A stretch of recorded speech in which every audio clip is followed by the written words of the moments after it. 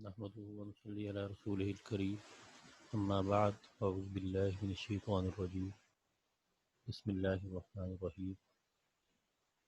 پچھلے سبق میں ہم نے مرفوعات کے حوالے سے پڑھا تھا۔ آج ہم منصوبات پڑھیں گے۔ جیسے مرفوعات کی تفصیل میں نے بتایا تھا کہ یہ مرفوع کی جمع ہے اور اس سے مراد وہ اسماء ہے کہ جن پر رفع آتا ہے۔ تو آج ہم منصوبات پڑھ رہے ہیں۔ منصوبات سے مراد وہ اسماء کہ جن پر عامل کے آنے کی وجہ سے نصب آتا ہو۔ یہ عربی میں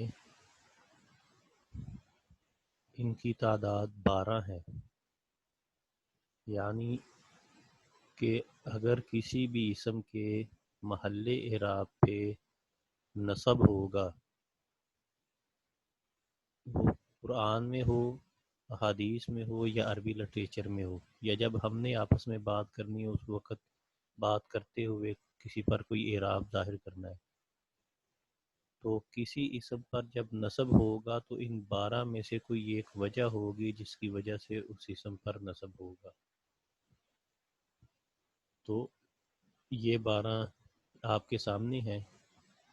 نمبر 1 ہے مفعول بہ، نمبر 2 مفعول مطلق، نمبر 3 مفعول لہ، نمبر 4 مفعول معہ، نمبر 5 مفعول فی، نمبر 6 حال، نمبر 7 تمییز، نمبر 8 انا وغیرہ کا اسم۔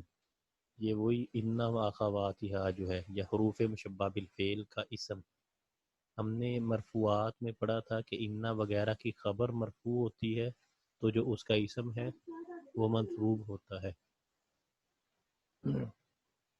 اسی طرح 9ویں نمبر پر ہے ما ولا مشبہتان بلیسا کی خبر، یعنی ما ولا مشبہتان بلیسا کی خبر منصوب ہوتی ہے۔ نمبر 10 لائے نفی جنس کا اسم، یعنی لائے نفی جنس کا اسم بھی منصوب ہوتا ہے۔ نمبر 11 کانا کی خبر، کانا کی خبر بھی منصوب ہوتی ہے۔ کانا و اخواتہا، یا جن کو افعال ناقصہ کہتے ہیں، ان کی خبر بھی منصوب ہوتی ہے۔ اور نمبر 12 مستثنیٰ، تو مستثنیٰ جو ہوگا وہ بھی منصوب ہوگا۔ تو یہ 12 مرفوعات ہیں جو آپ نے یاد رکھنے ہیں۔ مرفوعات کی تعداد 12 ہے، وہ کون کون سے ہیں یہ آپ نے نمبر 1 سے لے کر نمبر 12 تک ان کو یاد رکھنا ہے۔ آج کے سبق میں ہم ان 12 منصوبات میں سے ابھی اس وقت مفعول پڑھیں گے، 5 مفعول۔ ان کو مفاعیل خمسہ بھی کہا جاتا ہے۔ مفعول بہ، مفعول مطلق، مفعول لہ، مفعول معہ اور مفعول فی۔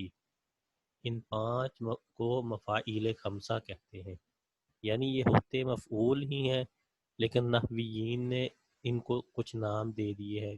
کسی کو بھی یہ سب سے زیادہ استعمال ہوتا ہے، اور اسی طرح کچھ مفعول کو مفعول مطلق، کچھ کو لاہو، کچھ کو معہو اور کچھ کو فی۔ اب کون سا بھی ہوتا ہے، کون سا مطلق ہوتا ہے، کون سا لہو، کون سا معہو، کون سا فی ہوتا ہے، یہ ہمیں تب ہی پتہ چلے گا جب ہم ان کی تعریفیں اور مثالیں پڑھ لیں گے۔ تو آج ہم ابھی یہ مفاعیل خمسہ پڑھنے جا رہے ہیں، یعنی 5 مفعول، ان کی تعریف اور ان کی مثالیں۔ سب سے پہلے ہے مفعول بہ۔ مفعول بہ وہ اسم ہے کہ جس پر فاعل کا فعل واقع ہو، جیسے اکل زید طعاما، یہ ایک مثال ہے۔ دوسری شارب خالد ماء۔ اکل زید طعاما، اکل یہ فعل ہے، اس کا معنی ہے کھایا، زید زید نے، طعاما کھانا، شاربہ پیا، خالد خالد نے، ماء پانی۔ اب ان دونوں مثالوں میں، اس مثال میں پہلی میں طعاما، یہ دیکھیں اس پر نصب ہے، یہ مفعول بہ ہے۔ دوسری مثال میں ماء، یہ مفعول بہ ہے۔ تو جہاں تک تعریف کا تعلق ہے، جو تعریف کی گئی تھی کہ وہ اسم ہے کہ جس پر فاعل کا فعل واقع ہو، یعنی عربی میں جو جملہ فعلیہ ہوتا ہے وہ فعل، فاعل اور مفعول پر مشتمل ہوتا ہے۔ فعل وہ ہوتا ہے جو کیا جاتا ہے اور کرنے والے کو فاعل کہتے ہیں، اور جس پر کیا جائے اس کو مفعول کہتے ہیں۔ تو دیکھیں، کھایا کس نے کھایا؟ زید نے۔ کیا کھایا؟ طعامن، کھانا۔ تو گویا کہ یہ طعامن کھانے پر یہ فاعل زید کا اکالا فعل واقع ہوا ہے۔ تو یہ مراد ہے کہ مفعول بھی وہ اسم ہے کہ جس پر فاعل کا فعل واقع ہو، تو اس کو مفعول بھی کہتے ہیں۔ تو اس کا اعراب منصوب ہوتا ہے، یہ دیکھیں یہ تعامن منصوب ہے۔ اسی طرح دوسری مثال میں شاربہ، پیا، خالد، خالد نے، ما ان، پانی۔ تو اب ما ان یہ منصوب ہے اس لیے کہ یہ مفعول بھی ہے، کیونکہ اس پر بھی فاعل خالد کا شاربہ پینے کا فعل واقع ہوا ہے، یعنی خالد نے کیا پیا؟ پانی پیا۔ تو یہ ہے کہ وہ اسم جس پر فاعل کا فعل واقع ہو۔ تو یہ مفعول بھی کی تعریف اور اس کی مثالیں ہم نے سامنے رکھ دی۔ اس کی ترکیب یہ ہوتی ہے، یعنی اس طرح اس کو ترکیب کرتے ہیں: اکالا فعل، زید فاعل، طعام مفعول بھی۔ فعل اپنے فاعل اور مفعول بھی سے مل کر جملہ فعلیہ خبریہ ہوا۔ یہ کچھ نہ کچھ تو میں نے آپ کو جب جملہ کے بارے میں پڑھایا تھا تو اس وقت یہ تھوڑی سی ترکیب بھی آپ کے سامنے رکھی تھی۔ اس کے بعد ہم آتے ہیں مفعول مطلق کی طرف۔ دوسرے نمبر پر ہے مفعول مطلق، یعنی سب سے زیادہ عربی میں مفعول بھی استعمال ہوتا ہے کہ جس پر فاعل کا فعل واقع ہوتا ہے، تو وہ مفعول بھی وہ زیادہ تر عربی میں وہی آتا ہے۔ دوسرے نمبر پر جو مفعول استعمال ہوتا ہے وہ مفعول مطلق ہے۔ مفعول مطلق وہ مصدر ہے جو فعل کے بعد ہو اور وہ مصدر اسی فعل کا ہو، جیسے ضربن ہے، ضربت ضربن میں کہ میں نے مارا، مارنا۔ اسی طرح قیامن ہے، قمت قیامن، میں کھڑا ہوا، کھڑا ہونا۔ یعنی اس کا مطلب یہ ہے کہ یہ جو ہے یہ کلام میں تھوڑی سی تاکید پیدا کرنے کے لیے آتا ہے ایسا مفعول، یعنی جو مفعول مطلق ہوتا ہے، اور وہ مفعول مصدر ہوتا ہے جو فعل کے بعد آتا ہے اور وہ مصدر اسی فعل کا ہوتا ہے۔ دیکھیں جب جیسے ہم وہ جو ثلاثی مجرد کے اگر ہم نے ابواب پڑھے تو اس میں ضرب یضرب ضربن، نصر ینصر نصرا، یہ جو تیسرا ہے نا یہ مصدر ہوتا ہے۔ تو اب وہ کہتا ہے کہ یہ ضربن، اس میں ضربت ضربن میں یہ مفعول مطلق ہے اور یہ مصدر ہے اور یہ اسی فعل سے ہے، یعنی اس کا مادہ ان دونوں کا سیم ہے اور یہ مصدر اسی فعل کا ہے۔ اسی طرح قمت قیامن میں، یعنی جو جیسے قرآن کریم میں بھی ہے، یہ استعمال ہوا ہے بہت ساری جگہ پہ کہ جس طرح کا فعل ہو اسی طرح کا وہ مفعول ہوتا ہے، تو ایسے مفعول کو مفعول مطلق کہتے ہیں۔ جیسے سورت غالباً سورت احزاب میں ہے، جیسے اذکروا اللہ ذکرا کثیرا، تو اذکروا ذکرا، تو یہ اذکروا یہ فعل فاعل ہے اور اللہ یہ مفعول اول ہے اور ذکرا مفعول ثانی ہے، تو یہ مفعول ثانی مفعول مطلق ہے۔ اسی طرح اور بھی ہیں بہت ساری مثالیں کہ جن میں کہ وہ مصدر ہے جو فعل کے بعد واقع ہوا ہے اور وہ مصدر اسی فعل کا ہے۔ آگے کہتے ہیں کہ مفعول مطلق کا فعل کسی قرینہ کی وجہ سے حذف بھی کر دیا جاتا ہے، جیسے آنے والے کو کہا جاتا ہے خیر مقدم، یہ عربی میں جب کوئی آئے تو کہتے ہیں خیر مقدم، یعنی قدمتا، قدمتا قدومن خیر مقدم۔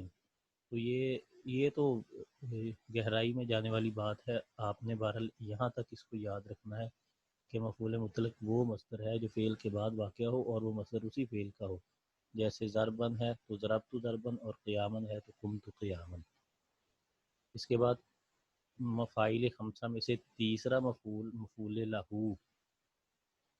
مفعول لہو عربی میں عام طور پہ لا کا معنی ہوتا ہے کے لیے، ہو اس کے، یعنی جس کے لیے، جس کے سبب، یہ لام سببیہ استعمال ہوتا ہے۔ تو مفعول لہو وہ اسم ہے جس کے سبب فعل واقع ہوا ہو، یعنی وہ جو یہ مفعول ہوگا اس کی وجہ سے وہ فعل آتا ہے اس کا. جیسے کہتے ہیں کم تو اکرامن لزیدن، اس کا ترجمہ ہے میں کھڑا ہوا زید کی عزت کرنے کے لیے. اب اس مثال میں دیکھیں اکرامن یہ مفعول لہو ہے عزت کرنے کے لیے. اب اکرامن مفعول لہو ہے کیونکہ یہ اس کا قیام جو ہے عزت کرنے کے سبب ہوا ہے، تو وہ جو تعریف ہے کہ وہ اسم ہے جس کے سبب فعل واقع ہوا ہو، تو عزت کرنا یہ سبب بنا کھڑے ہونے کا، تو اکرامن جو ہے یہ مفعول لہو ہے. اسی طرح ضربتہ تأدیباً، میں نے اس کو مارا ادب سکھانے کے لیے. اب یہ جو ادب سکھانا یہ سبب بنا ضرب فعل کا، تو یہ مراد ہے کہ وہ اسم ہے جس کے سبب سے فعل واقع ہوا ہو. تو یہ دو مثالیں آپ کے سامنے ہیں. اس کی بھی ترکیب ہے ضربت فعل با فاعل، یعنی ضربت فعل ہے اس میں انا ضمیر فاعل ہے، ہو ضمیر مفعول ہے، مفعول بھی یعنی ہو مفعول بھی ہے، اور تأدیباً یہ مفعول لہو ہے. فعل اپنے فاعل اور دونوں مفعولوں سے مل کر جملہ فعلیہ خبریہ ہوا. تو یہ اس طرح آپ نے اس کی تعریف اور اس کی مثالیں یاد کر لینی. اس کے بعد چوتھے نمبر پر مفعول معہ ہے. مفعول معہ وہ اسم ہے جو واو کے بعد واقع ہو اور وہ واو معہ کے معنی میں ہو، یعنی وہ معہ جس کا ہم اردو میں ترجمہ ساتھ کرتے ہیں.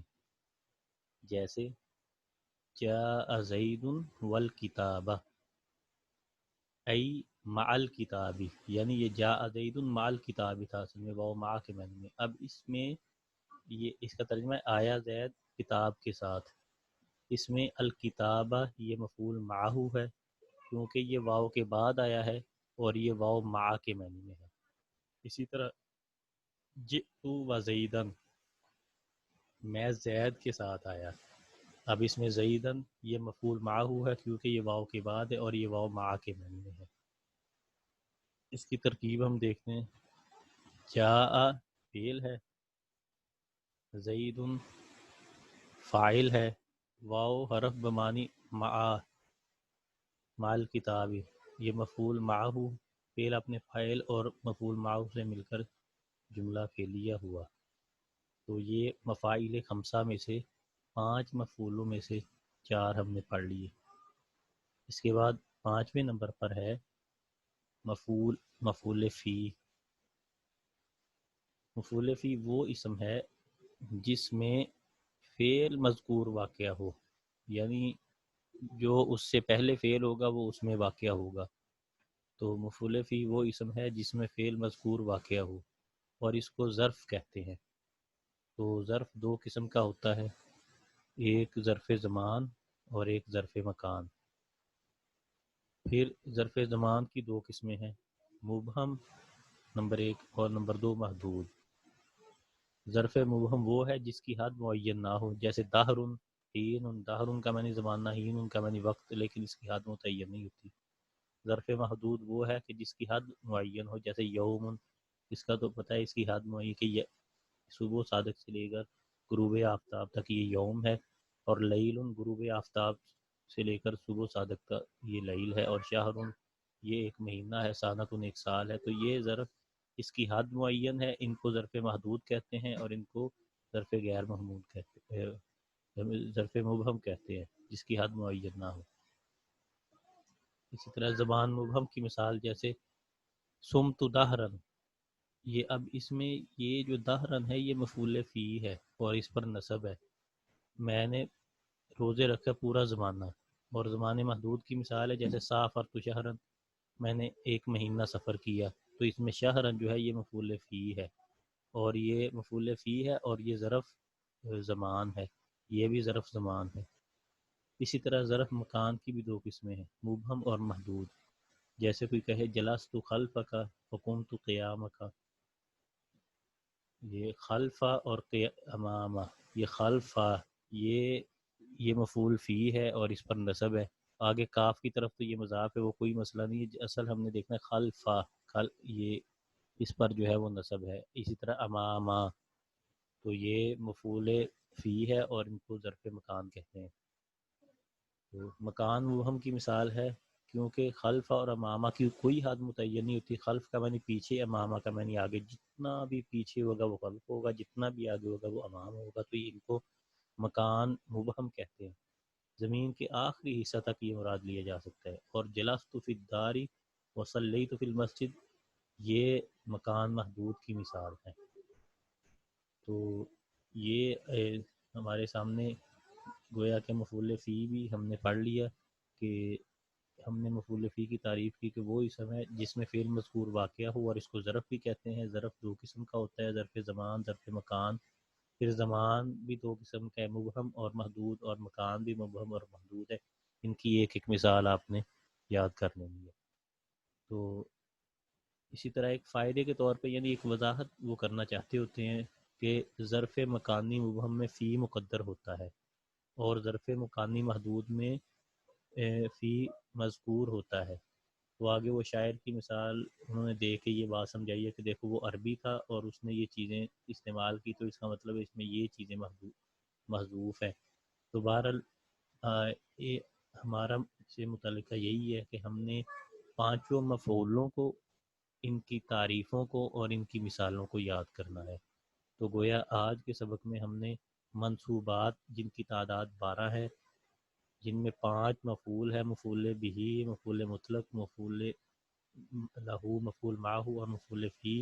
اسی طرح حال، تمیز، ان و اخواتہا کا اسم، ما ولا مشبہتان بلیسا کی خبر، لائے نفی جنس کا اسم، اور کانا ما اخواتہا کی خبر، اور اس مستثنا. یہ 12 منصوبات ہیں. ان میں سے آج ہم نے 5 مفاعیل، 5 مفعول پڑھے ہیں، جن میں پہلے نمبر پہ ہم نے مفعول بہی پڑھا جس کی تعریف اور مثالیں پڑھی.